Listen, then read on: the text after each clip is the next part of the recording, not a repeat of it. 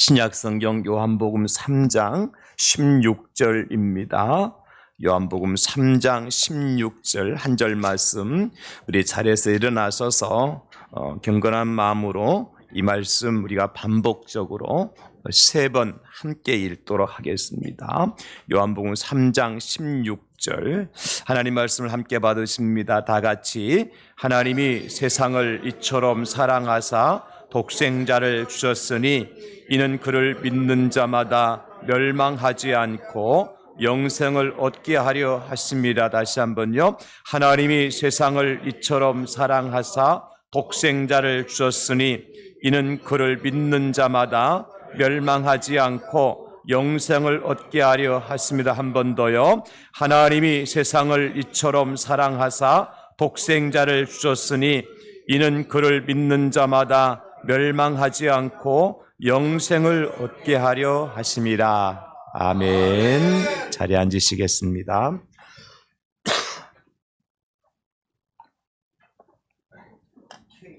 오늘 저는 함께 읽은 본문 말씀을 중심으로 해서 사랑을 성탄의 선물로 준비합니다, 이런 제목으로 함께 말씀의 은혜를 나누려고 합니다. 여러분, 드디어 선물의 계절이 돌아왔습니다. 성탄절에 주고받는 선물이 있고 또 연말연시에 주고받는 선물이 풍성한 그런 계절이죠. 올 성탄절에도 여러분, 우리 가족들에게 줄 선물, 특별히 사랑하는 친구나 이웃에게 줄 선물, 특별히 우리 주님께 드릴 선물을 올해는 좀 정성껏 준비하시는 여러분 될 수 있기를 주의 이름으로 축복합니다. 아멘. 여러분, 지금까지 받은 선물 중에 가장 기억에 남는 선물이 무엇입니까? 아마 많이들 있을 거예요. 내가 준 선물 중에서 또 받은 선물 가운데 아직까지도 내 마음에 남은 선물들 말이죠. 저는 개인적으로 제가 받은 선물 중에 가장 귀한 선물이라 할 것 같으면 저희 어머니의 사랑이라 이렇게 생각을 합니다. 올해도 어김없이 김장을 하셔서 스티로폼 박스에 담아 박스에 포장을 해서 이제 시골 버스를 타고 읍내까지 가셔서 택배로 보내주셨습니다. 당신께서 혼자 사시기 때문에 김장을 할 필요가 없지만은 여러 자식들을 위해서 정성을 다해 배추 뽑고 다듬고 씻고 버무리고 그래서 담은 김장김치를 이렇게 자식들에게 보내주십니다. 저는 이렇게 어머니께서 보내주신 김장김치를 받을 때마다 올해가 마지막이지 않을까, 평생 입에 맛들인 어머니의 손맛을 보는 것이 어쩌면 이번이 마지막일 수도 있겠다, 그런 생각을 합니다. 왜냐하면 연세가 드셨기 때문에, 그리고 당신 몸 하나 간수하기도 어려운 세월을 사셨기 때문에 어쩌면 내년도 어머니가 담아주신 김장김치의 맛을 볼 수 있을까, 그런 생각들을 하게 됩니다. 그렇죠. 당신 몸은 상하지만 힘들지만 그럼에도 불구하고 자식들을 사랑하는 마음과 정성을 담아서 김장을 하시고 손수 시골 버스를 타시고 읍내까지 가셔서 그 무거운 스티로폼 박스를 들고 택배 회사에 가서 붙여주시는 그 어머니의 사랑과 정성은 세상의 그 어떤 선물보다도 저는 귀하다고 봐요. 그리고 기억에 남아요. 여러분 어떻습니까? 이런저런 기억에 남는 선물을 주고받은 아마 경험들이 없지 않아 있을 겁니다. 그렇습니다, 여러분. 비록 눈에 보이는 선물도 귀하지만, 눈에 보이지는 않지만 보낸 분의 정성과 사랑과 그 마음을 생각하면 얼마나 더 귀하고 오래오래 기억이 남는 선물인지 모릅니다. 그럼에도 우리 모두는요, 여러분, 정말 잊어서는 안 될, 영원히 기억하고 자랑하고 간직해야 될 선물을 다 받은 사람들입니다. 그 선물이 뭐냐 하면 오늘 본문에 나오는 말씀의 기록이 되어 있어요.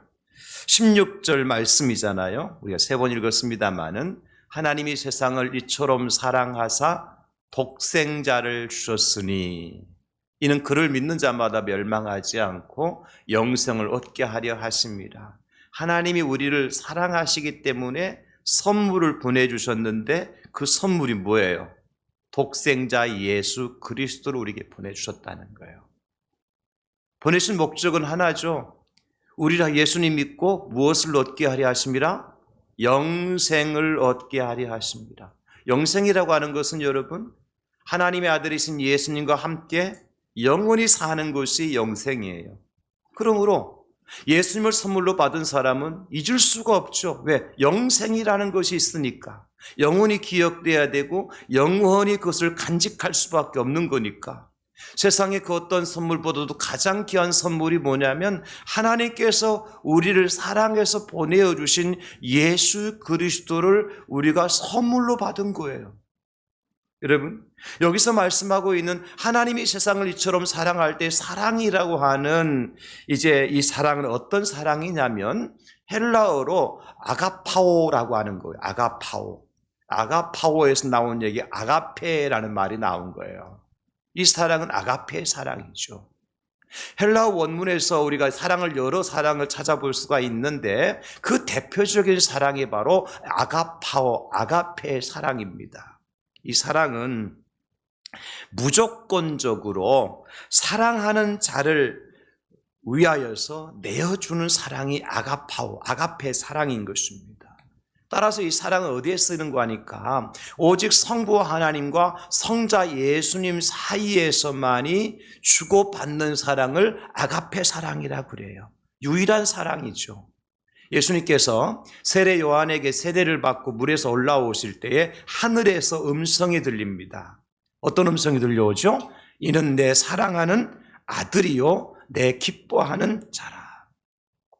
하나님께서 예수님을 향하여서 내 사랑하는 아들이라. 여기에 사용된 단어가 바로 아가파오입니다. 아가페예요.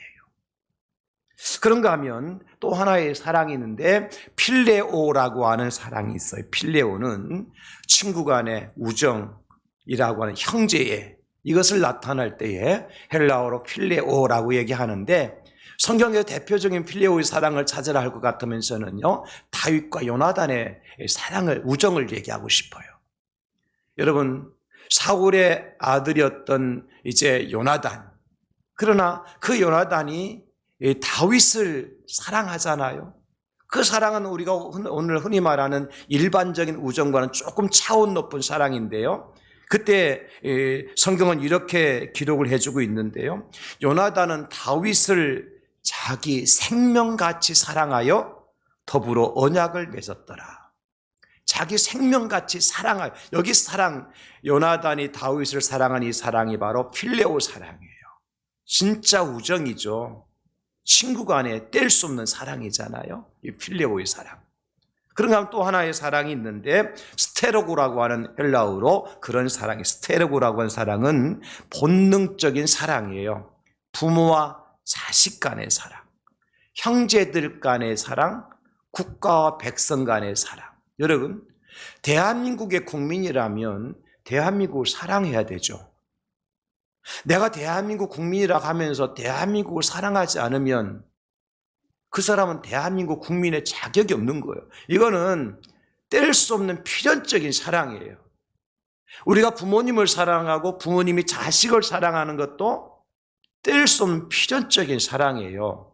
그러니까 자식이 아버지 돈 가지고 와서 외국에서 다 탕진하고 돌아와도 아버지는 어떻게 합니까? 그 자식을 맞아주시잖아요. 왜요?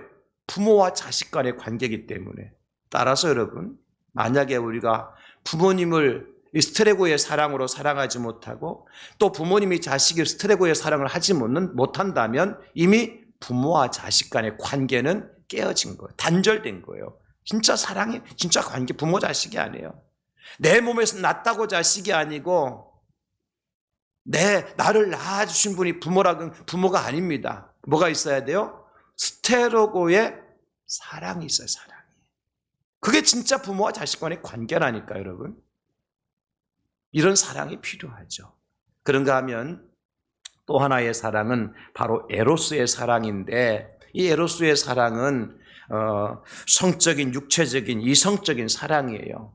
성경에는 한 번도 나타나지 않는, 에로스라는 단어가 한 번도 나오지 않아요.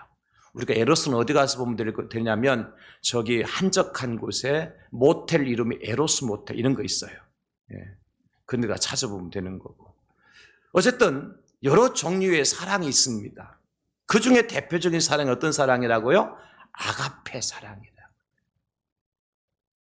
하나님은 저와 여러분들을 사랑하셔서 독생자를 이 땅에 보내주셨습니다. 그때의 사랑이 바로 아가페의 사랑입니다. 이 말은 하나님께서 우리를 위해 사랑하신다는 것은, 독생자를 보내주신 것은 우리가 하나님을 향해서 어떤 행동을 취했거나 예수님을 선물로 받을 만한 대가를 우리가 지불했기 때문에 보내주신 것이 아니라는 거예요. 그냥 하나님 편에서 일방적으로 아무런 조건도 없이 사랑이라고 하는, 아가페라고 하는 그것 때문에 당신의 독생자를 우리에게 선물로 주셨다. 여러분, 마치 제 어머니께서 제 김장김치를 보내주실 때에 제가 아들 노릇 잘해서 그렇게 하셨겠습니까? 제가 어머니께 어떤 선물을 보내드렸기 때문에 그 대가로 보내주셨을까요? 그렇지 않아요.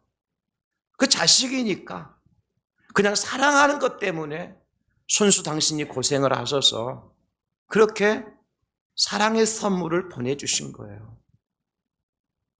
그렇다면 저와 여러분들이 이런 엄청난 아가페의 사랑을 하나님께로부터 선물로 받았다고 할 것 같으면 우리도 이번 성탄절에 우리만의 사랑의 선물을 좀 준비할 필요가 있겠다. 그래서 오늘 설교의 제목이 뭐예요? 사랑을 성탄의 선물로 준비합니다. 여러분, 고백 한번 해볼까요? 저를 따라서요. 사랑을 성탄의 선물로 준비합니다. 다시 한번, 사랑을 성탄의 선물로 준비합니다. 시작. 그렇다면 우리는 과연 누구에게 어떤 사랑의 선물을 준비할 것인가? 오늘 저는 세 가지를 간단하게 좀 말씀드릴게요. 첫째는 뭐냐면 우리 주님께 순종을 사랑의 선물로 준비해서 드립시다. 우리를 사랑하셔서 독생자를 보내주신 하나님께, 또 우리를 사랑하시기 때문에 십자가에 달려 죽기까지 하신 그 예수님께 이 성탄절에 드릴 최고의 선물이 뭐냐? 사랑입니다. 사랑. 왜냐하면 우리 하나님께서, 우리 주님께서 최고로 여기시는 것이 뭐냐면 사랑이기 때문이에요.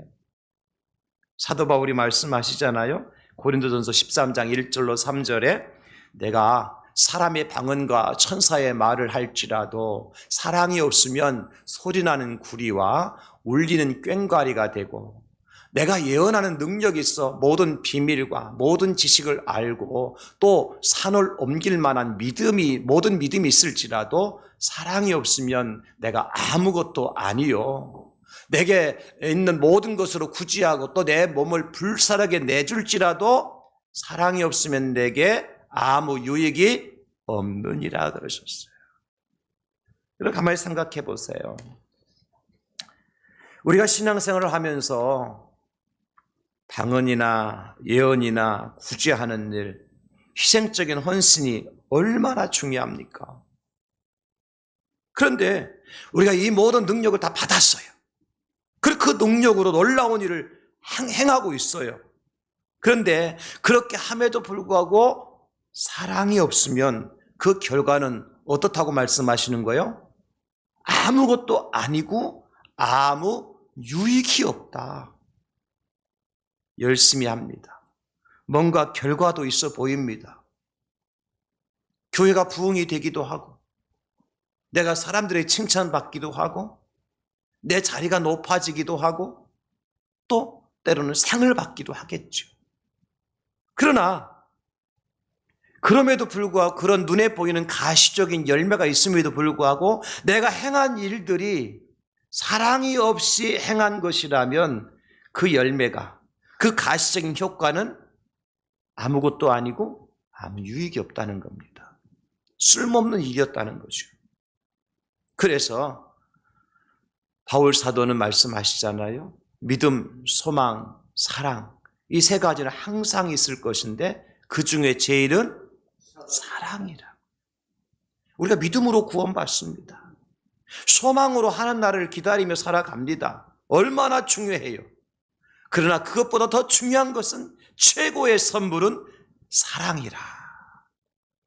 그렇다면 여러분, 사랑이 우리 하나님 앞에 드릴 최고의 선물인데 우리 주님 앞에 우리가 사랑을 선물로 드려야 되는데 그 사랑은 도대체 무엇으로 증명되고 무엇으로 나타나느냐는 것입니다. 말로만 사랑한다고 끝나는 것이 아니지 않습니까? 내가 마음으로만 생각하고 사랑에 대한 성경 말씀을 암송한다고 해서 그것이 하나님 앞에 최고의 선물이 될 수 있느냐? 아니고요. 내가 진짜 하나님을 사랑한다면 무엇을 증명해 보여야 되느냐면 내가 얼마나 하나님께 순종하고 있느냐, 이것이 증명이 되는 거예요. 여러분들이 목사님 사랑합니다 말은 하지만 순종하지 않는다면 그게 진짜 사랑일까요? 아빠, 제가 아빠를 사랑해요 이야기는 하지만 그 자녀가 아빠의 말에 순종하지 않고 제 고집대로 사는데 진짜 그게 사랑일까요? 아내가 남편을 사랑한다고 얘기하고 남편이 아내를 사랑한다고 얘기하지만 제 각각 자기의 삶을 살아간다면 이게 사랑하는 부부일까요? 말은 사랑이지만 삶은 사랑과 관계없는 거잖아요. 그래서 성경은 그것은 아무것도 아니고 아무 유익도 없다. 요한복음 15장 9절로 10절에 예수님께서 말씀하십니다. 아버지께서 나를 사랑하신 것 같이 나도 너희를 사랑하였으니 내 사랑 안에 거하라.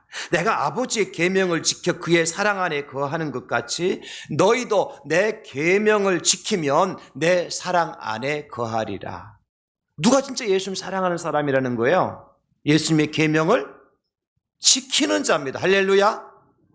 예수님 사랑합니다 1000만 번 고백을 해도 말씀대로 살지 않는 사람은 진짜 예수님 사랑하는 사람이 아니라는 거예요. 거짓된 사랑이에요. 이것은 위선된 사랑이죠. 그래서 우리 주님께 드릴 최고의 사랑의 선물은 순종입니다. 여러분, 사무엘상 15장 22절 사무엘이 이르되 여호와께서 번제와 다른 제사를 그의 목소리를 청종하는 것을 좋아하신 같이 좋아하시겠나이까. 순종이 제사보다 낫고 듣는 것이 순양의 기름보다 나으니. 여기 순종 듣는 거, 이게 1000번 만번 제사를 드리는 것보다 하나님 그것을 기쁘게 받으신다는 겁니다. 그렇습니다. 우리가 누군가를 사랑한다고 이야기할 때 가장 먼저 따라야 되는 것이 바로 순종입니다. 사도 베드로 이야기 좀 할까요? 다른 사람은 다 버려도 나는 절대로 주님 버리지 않겠습니다. 얼마나 호언장담했던 사람이에요. 그런데 예수님께서 막상 십자가에 달려 돌아가시자 베드로가 어떡합니까? 그물 둘러매고 갈릴리 바다로 고기 잡으러 가요. 예수님께서 베드로를 부르실 때 뭐라고 말씀하셨죠? 나를 따라오려거든 자기를 부인하고 자기 십자가를 지고 나를 좇을지니라 그랬거든요. 그래서 베드로와 제자들 어떻게 그물과 배를 버려두고 예수님 따라갔잖아요. 진짜 예수님 사랑하는 줄 알았어요. 그런데 막상 예수님께 십자가 달려 돌아가시자 베드로가 어떻게 해요? 예수님 등지고 갈릴리 바다로 가잖아요. 십자가 대신에 그물 둘러매고 가잖아요. 이게 베드로의 모습이에요. 여러분, 그러면 지금까지 3년 반 동안 정말 베드로가 예수님을 사랑하였는가? 우리가 볼 때 어떻습니까? 결론적으로 보면 만약 예수님께 그 베드로를 찾아가지 아니하시고 그 베드로가 다시 갈릴리 바다에 고기 잡는 사람으로 인생을 마무리했다면 베드로는 실패한 인생이 되고 마는 거예요. 여러분, 베드로가 실패한 것은 밤새 단 한 마리 고기도 잡지 못한 실패가 아니에요. 그래서 예수님께 베드로를 찾아간 것이 아니고 진짜 예수님을 사랑한다고 고백했던 베드로가 예수님을 버리고 말씀을 버리고 떠나서 제 길로 갔기 때문에 예수님께서 실패한 베드로에게 찾아가신 거예요. 그 새벽에. 그리고 가셔서 어떻게 하십니까? 모닥불을 피워놓으시고 거기에 생선을 굽고 떡을 구우시고 그들에게 아침 이제 식사 자리를 차려주잖아요. 그리고 난 다음에 예수님께서 제자인 베드로에게 묻지 않습니까? 성경에 보면 요한복음 21장 15절에 그들이 조반 먹은 후에 예수께서 시몬 베드로에게 이르시되 요한의 아들 시몬아 네가 이 사람들보다 나를 더 사랑하느냐? 뭘 묻고 계십니까? 고기 많이 잡은 자가 예수님 주제가 아니에요. 예수님의 말씀의 주제는 뭐예요? 네가 나를 사랑하느냐예요. 사랑.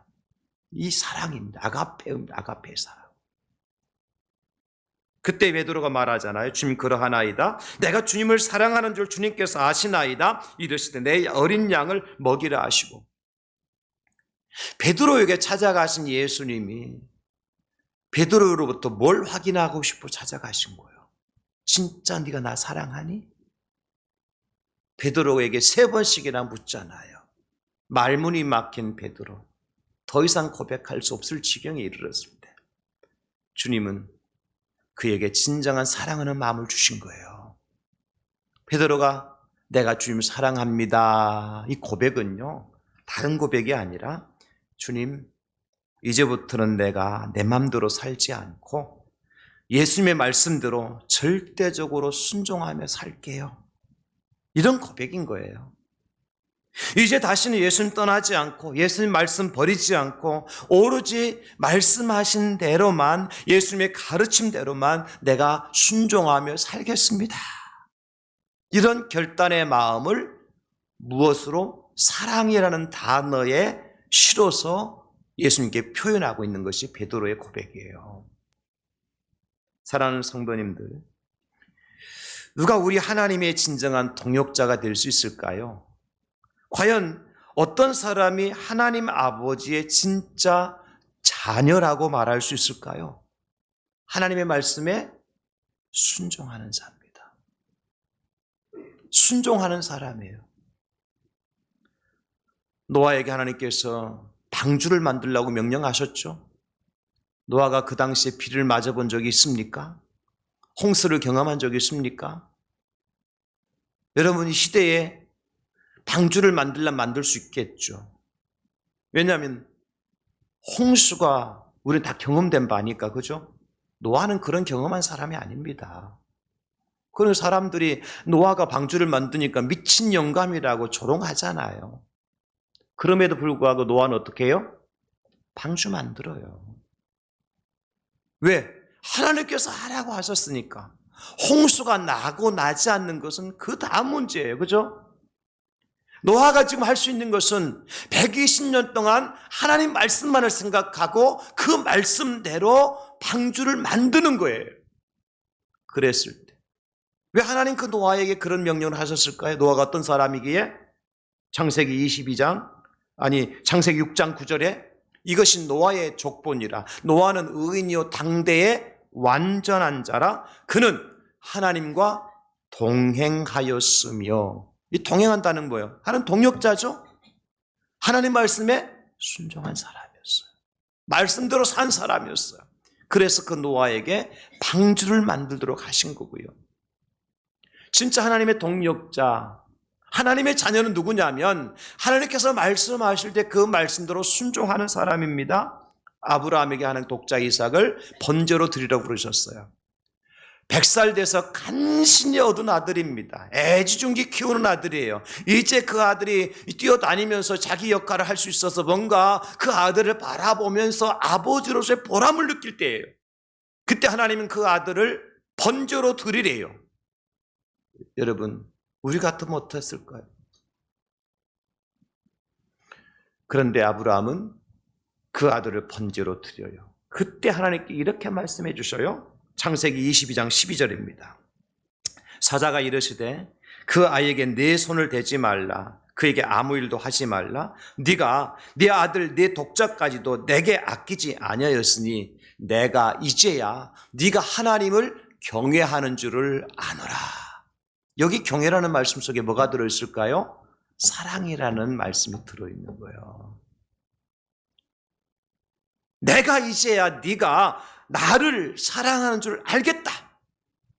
그러니 그 아들에게 손대지 말아라. 여러분, 그렇습니다. 사랑하는 것은 말로 하는 것이 아니죠. 눈으로 하는 것도 아니고요. 뭐 하는 거예요? 순종하는 것입니다. 여러분, 남편을 사랑하십니까? 남편에게 순종해 보십시오. 아내를 사랑하십니까? 아내에게 순종하십시오. 여러분, 부모님을 사랑하십니까? 아멘하는 사람 아무도 없는 거 보니까 별로 사랑하는 것 같지 않은데 저는 아멘 하겠습니다. 그러면 부모님께 순종하십시오. 이게 사랑이에요. 하나님을 사랑하면요, 모세처럼요, 홍해 건너라 그러면 홍해 물살이 아무리 세도요 발을 내딛는 겁니다. 이게 순종 아니겠습니까? 나만 장군처럼 말이죠. 요단 강물이 똥물이면 어떠고 구정물이면 어떻습니까? 가서 7번 씻고 나오라 그러면 들어가서 씻고 나오면 되는 겁니다. 이게 순종입니다. 베드로처럼 신가 단 한 번도 이방인과 교제해 본 적이 없어요. 근데 이방인 꼬넬료가 와서 종들을 보내가지고 자기를 초대했는데 갈 수 없죠. 환상을 보여주신 하나님께서 부정한 짐승들을 보자기에 싼 대로 이거 잡아 먹으라는 거예요. 내가 한 번도 먹어본 적이 없어서 못합니다. 내가 정하다는 것을 우리가 더럽다 하지 말고 살아먹어라. 베드로가 이 말씀을 듣고 이방인에게 갑니다. 이게 순종입니다, 여러분. 2023년도를 마무리하는 이 성탄의 계절에 여러분, 올해뿐만 아니라 어쩌면 우리가 평생 신앙생활을 하시면서 하나님께서 여러분들에게 준 음성들이 있을 거예요. 말씀을 읽다가 깨달은 음성, 또 설교를 듣다가 깨달은 음성, 기도하다가 들려주셨던 음성 말이죠. 여러분, 어떻습니까? 다 그 말씀대로 순종하셨나요? 그리하고 또 2023년 새해를 송구 영신님에 맞이하고 또 맞이하시겠습니까? 정산합시다. 계산하고 넘어가십시다. 외상값 갚읍시다. 누구 말 맞다나. 하나님께서 내게 주신 마음이 있잖아요. 간절한 마음. 여러분, 하나님 우리를 몰라서, 우리를 모르시기 때문에 그런 말씀하신 분 아니잖아요. 로마서 8장 28절에 보면 우리가 알거니와 하나님을 사랑하는 자 곧 그의 뜻대로 부르심을 입은 자들에게는 모든 것이 합력하여 선을 이루느니라. 여기 모든 것이 합력하여 선을 이룬다고 하는 것은 우리가 이렇게 생각할 수 있어요. 안 되는 일도 좋은 일도 나쁜 일도 하나님께서 선하게 만들어 주신다. 그 뜻도 틀린 말은 아니에요. 근데 여기 우리가 합력한다 그랬으니까 뭐예요? 우리가 하나님께 동력하면 그런 뜻이에요. 하나님 동력자가 되면, 바꾸어 말하면 하나님께서 무슨 말씀을 하시든지 순종하면 하나님께 무엇으로 만들어 주신다고요? 선한 열매를 거두게 해 주신다. 믿으십니까? 우리 하나님 선한 목자시잖아요. 우리가 볼 때는, 지금 당장 볼 때는 이래도 되겠나 싶은데 하나님의 말씀대로 순종하면 마지막 결론은 뭐예요? 선하게 만들어 주신다는 거예요. 이게 합력하는 거예요. 하나님께서 말씀하실 때에 내 생각 섞지 말고, 내 주장 내 고집 피우지 말고, 순종은 뭐예요? 순수하게 따르는 게 순종이잖아요. 말씀대로 따르는 게 순종이잖아요. 이 순종을 2023년 성탄절 선물로 우리 주님께 올려드리는 저와 여러분 될 수 있기를 예수님의 이름으로 축복합니다. 두 번째 우리가 준비할 선물이 있는데요. 그것은 이웃에게 섬김을 사랑의 선물로 우리가 나눕시다. 이웃을 사랑해야 되는데 어떻게 사랑하라는 얘기예요? 섬김으로. 우리의 작은 정성을 나누어서 섬기는 것이 이웃을 사랑하는 것이기 때문입니다. 성탄의 계절이 되면 거리에 구세군에서 자선 냄비가 등장하죠. 올해도 지난주에 시작됐잖아요. 사랑의 온도계 탑이 설치가 되어졌고요. 이것은 아마 이웃을 사랑한다는 것이 과연 어떻게 하는 것인지를 잘 나타내주는 모델인 것 같아요. 이 자선 냄비 안에 사랑의 헌금이 쌓일 때마다 사랑의 온도계 탑의 온도계가 올라가는 것을 볼 수가 있습니다. 여러분, 성탄절에 우리 주님께 순종의 사랑의 선물을 올려드릴 뿐만 아니라 우리 이웃에게 섬김의 선물을 사랑으로 좀 이렇게 베푸는 계절이 됐으면 좋겠다. 왜냐하면 하나님께 이걸 원하셔요. 어떻게 원하신가 볼까요? 요한일서 4장 7절로 8절입니다. 사랑하는 자들아, 우리가 서로 사랑하자. 사랑은 하나님께 속한 것이니 사랑하는 자마다 하나님으로부터 나서 하나님을 알고 사랑하지 아니하는 자는 하나님을 알지 못하나니 이는 하나님은 사랑이십니다. 누가 하나님 아는 자예요? 서로 사랑하는 자가. 형제간에 서로 사랑하는 자가. 요한일서 4장 19절 21절 우리가 사랑하면 그가 먼저 우리를 사랑하셨습니다. 누구든지 하나님을 사랑하노라고 그 형제를 미워하면 이는 거짓말하는 자니 보는 바 그 형제를 사랑하지 아니하는 자는 보지 못하는 바 하나님을 사랑할 수 없느니라. 우리가 이 계명을 주께 받았나니 하나님을 사랑하는 자는 또한 그 형제를 사랑할지니라. 자, 이 말씀이 참 마음이 와닿아요. 하나님 사랑한다고 말을 하면서도 형제를 미워하는 사람은 뭐 하는 사람이라고요? 거짓말하는 사람이라고요. 우리 주변에 거짓말하는 사람이 있어요, 없어요? 약속 시간에 나간다고 안 나가는 거짓말, 돈 준다고 안 주는 거짓말, 기도에 나온다고 안 나오는 거짓말, 뭐 이런 거짓말도 있지만, 그러나 성경에서 말씀하신 거짓말, 하나님을 사랑한다고 말은 하면서도 형제를 사랑하지 않는 사람이 거짓말하는 사람이래요.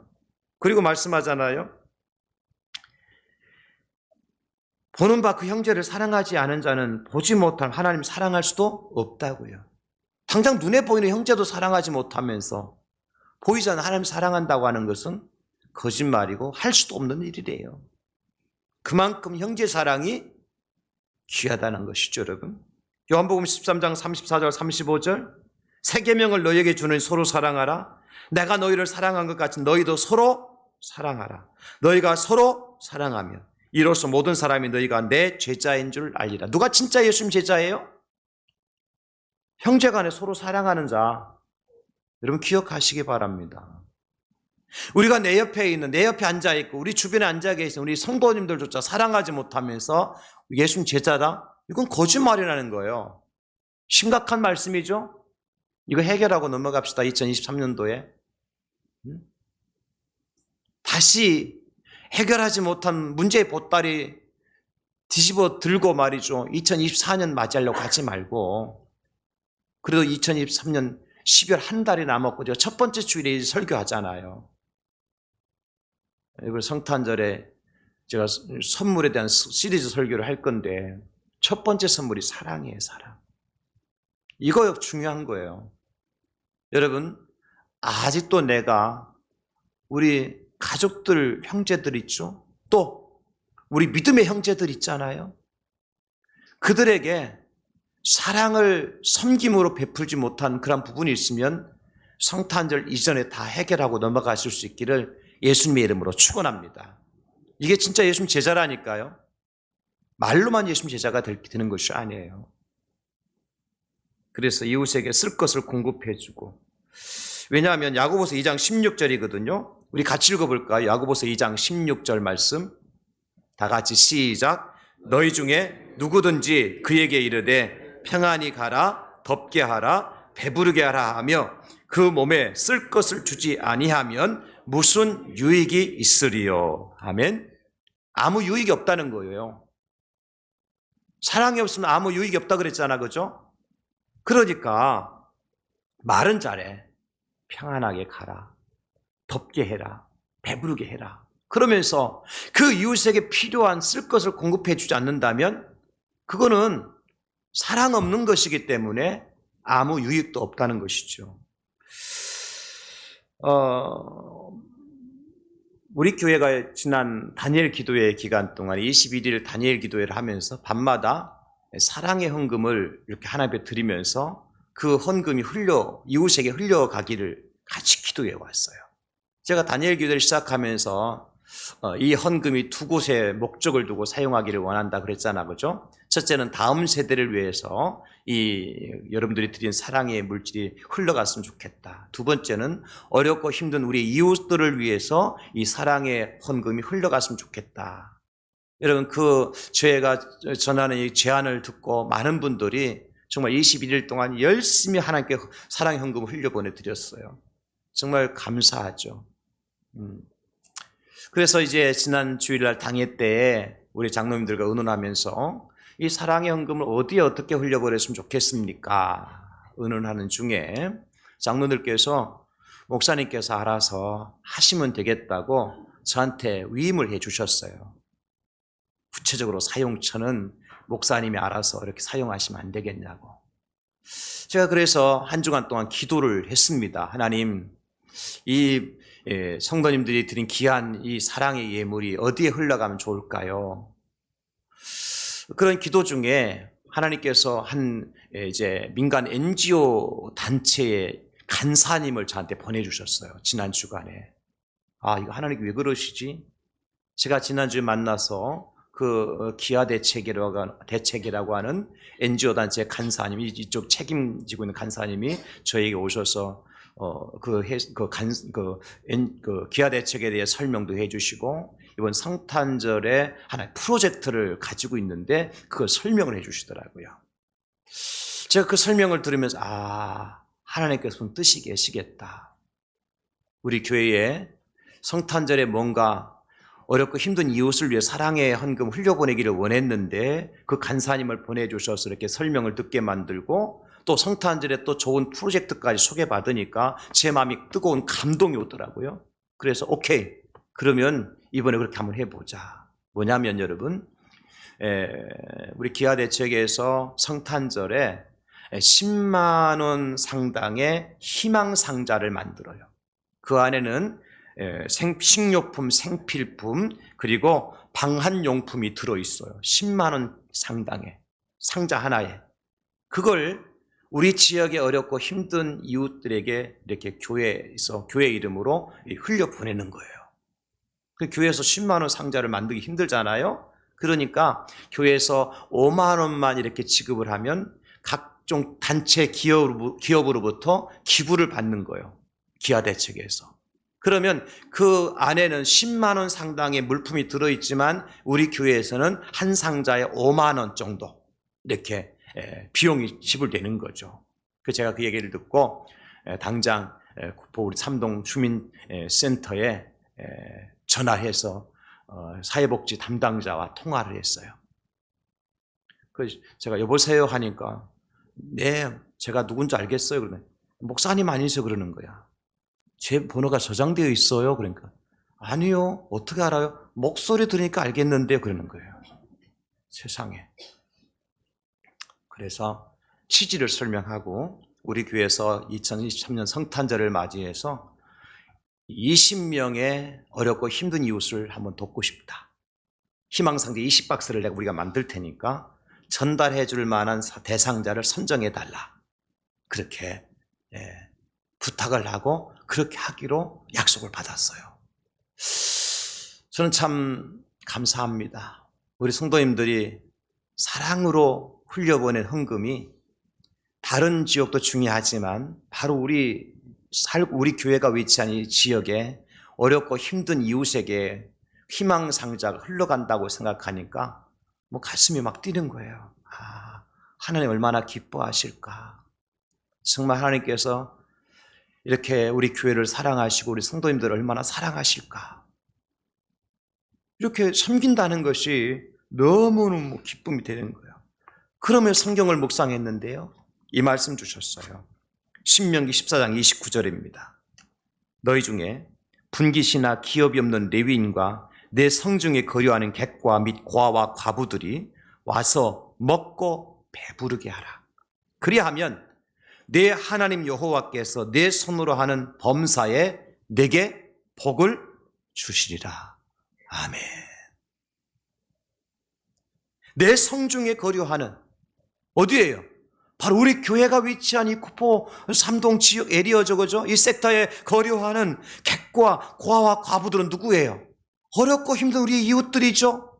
그들에게 먹고 배부르게 하라. 뭐라는 거예요? 희망의 상자를 공급해 주면 내 하나님 여호와께서 내 손으로, 이것은 장목사 손이 아니죠. 우리 대항제일교회 손으로, 우리 대항제일교회 모든 성도님들이 하는 손으로 하는 범사에 무엇을 주실 거라고요? 복을 주시리라. 이 말씀 안 주셨어요. 저는 이 말씀대로 하나님께서 반드시 이루어 주실 줄로 믿습니다. 여러분, 우리 교회를 위해서 많은 재정도 필요해요. 그러나 우리가 우리 힘만 우리 교회 재정 필요한 것을 다 공급할 수 있습니까? 하나님의 능력이 필요하죠. 하나님의 은혜가 필요하죠.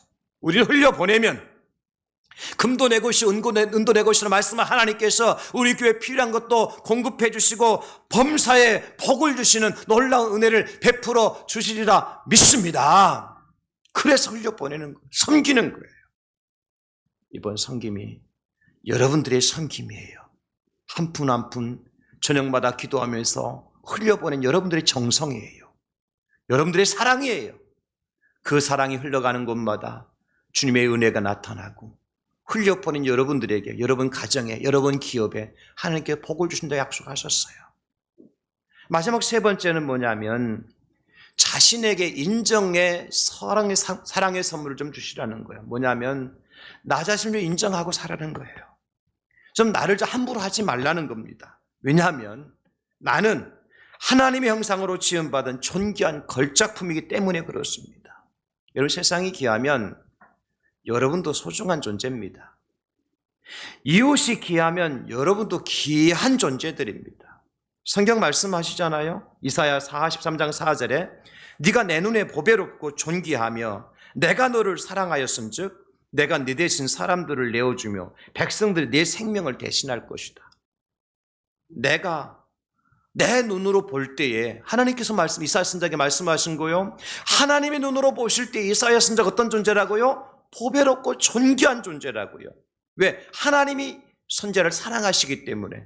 이 말씀은 오늘 예배하는 저와 여러분들이 주신 하나님의 음성으로 믿으시기를 주님의 이름으로 축원합니다. 하나님 여러분 한 사람 한 사람 보실 때에 너무나도 보배롭고 존귀한 사람으로 보신다는 거예요. 우리 하찮은 존재가 아니에요. 그래서 이번 성탄절에는 제발 여러분 자신들을 위해서도 사랑의 선물을 좀 하나씩 준비하시기를 바랍니다. 무엇보다도 나는 존귀한 사람이야, 나는 보배로운 사람이야, 나는 천국 백성이야, 나는 하나님의 보배로운 걸작품이야, 이렇게 인정 좀 하라는 거예요. 그리고 좀 칭찬 좀 하시고 위로해 주시고 그에 걸맞는 선물도 좀 각자 준비 좀 하세요. 여러분 자신을 위한 선물 좀 준비하시라고. 여러분이 보배로운 존재고 하나님의 걸작품이라면 그냥 함부로 이렇게 살다 갈 인생이 아니지 않습니까? 하루 한 날을 살더라도 폼나게, 멋지게, 영광스럽게, 아름답게 살다가 갈 수 있기를 주님의 이름으로 축복합니다. 왜? 내가 하나님 보실 때 보배로운 존재라니까요. 하나님의 걸작품이니까요. 그래서 추운 겨울에 덜덜 떨고 살지 말고 여러분 몸에 맞는 외투라도 하나 준비하십시오. 최소한 500만 원짜리, 안 되면 1,500만 원짜리라도, 돈 없으면 한 2,000만 원짜리 하시고. 평생에 덜덜 떨다만 갈 거예요 도대체? 아니, 안 되면 그거 안 되면 손시렵게 살지 말고 가죽 장갑이를 하나 사세요. 그거 얼마 안 해요. 한 6, 70만 원 주면 살 거예요, 가죽장 하나. 그 아직까 그 있어도 살고 없어서 하는데 그 돈 안 되면 그것도 너무 비쌀 것 같으면 좀 멋진 데 가서 식사 함께 하세요. 그리고 다리 꼬고 딱 앉아가지고 창밖을 내다보면서 커피 한잔 하시고요. 여러분들을 위해서, 여러분을 위해서. 여러분, 그게 필요한 거예요. 아, 목사님 돈 쓸 일이 얼마나 많은데, 교회 헌금도 해야 되는데. 사랑하는 성도님들, 교회 사랑하는 마음 압니다. 그러나 여러분 자신을 위해서도 투자하는 것은 내가 배부르고 등 따스고 살고 싶은 게 아니라 하나님께서 나를 존귀한 존재로 여기시니까, 보배로운 존재로 하나님께 평가해 주시니까 걸맞는, 그에 걸맞는, 그죠? 그런 생각과 그런 그 삶을 좀 사시라는 거예요. 우리 주님의 십자가는 결코 나 외 다른 사람들만을 위한 십자가가 아닙니다. 로마서 5장 8절에 우리가 아직 죄인 되었을 때 그리스도께서 우리를 위해 죽으심으로 하나님께서 우리에게 대한 자기의 사랑을 확증하셨다 그랬어요. 여러분을 위해서 돌아가셨어요. 그래서요, 이번 성탄절은 정말 위로가 필요한 사람이 누구냐? 여러분 자신입니다. 격려가 필요한 사람이 바로 여러분 자신이고요. 사랑이 필요한 사람이 바로 여러분 자신이에요. 제가 사실 이 말씀 준비하면서 이 장 목사가 참 필요한 말씀이다. 늘 저는 그런 생각을 하거든요. 아, 저 큰 교회 목사님, 잘 나가는 목사님 얼마나 좀 행복할까. 참 나는 왜 저렇게 못하고 뭐 이렇게 하다가 은퇴하는 건 아닌가. 정말 제 자신이 보잘것없어 보이고 어떤 때는 밉기도 하고 그럴 때가 있어요. 엄청 미워요. 제가 왜 그 정도밖에 못 되나 싶어가지고 찌질이 인생 사는 것 같고 똑같이 신학 공부하고 대학 졸업하고 말이지. 그러면 나는 왜 이 정도밖에 못 하느냐고. 근데 이 말씀 준비하면서 하나님께서요, 아니다. 천국에서는 교회 사이즈의 크고 작고가 문제가 아니고 너 자신이 문제. 너 자신이. 여러분들이 가난하고 부하고가 문제가 아니라니까요. 여러분이 많이 배우고 배우지 못한 것이 문제가 아니고 그것은 외부적인 환경적인 문제고, 진짜 하나님께 여러분들을 바라보실 때는 여러분들을 가장 존귀한 사람으로 바라보신다고. 할렐루야. 여러분 한번 저를 따라서 해보실까요? 저를 따라서 하시는 거 여러분 이렇게 가르쳐요. 2023년 고생 많았다. 수고 많았다. 잘했다. 지금 누구를 향해서 한 거예요? 한 번 더 합시다. 2023년 고생 많았다. 수고했어. 참 잘했어. 할렐루야. 여러분, 이 모습을 하나님 기뻐하셔요. 왜? 하나님께서 그렇게 우리를 지어놓으셨으니까 모습대로 살아야죠. 말씀 마무리합니다. 2023년 성탄절에 오늘 세 가지의 선물입니다. 첫째는 우리 주님께 순종의 선물 좀 준비해서 드리고요. 두 번째로 우리 이웃에게 섬김의 선물을 좀 준비하고 드리고, 우리 자신에게는 우리를 인정해주는 그런 사랑의 선물을 준비하셔서 2023년 이 성탄절이 복된 그런 성탄절이 될 수 있기를 주의 이름으로 축원합니다. 기도하겠습니다. 하나님 아버지 감사합니다.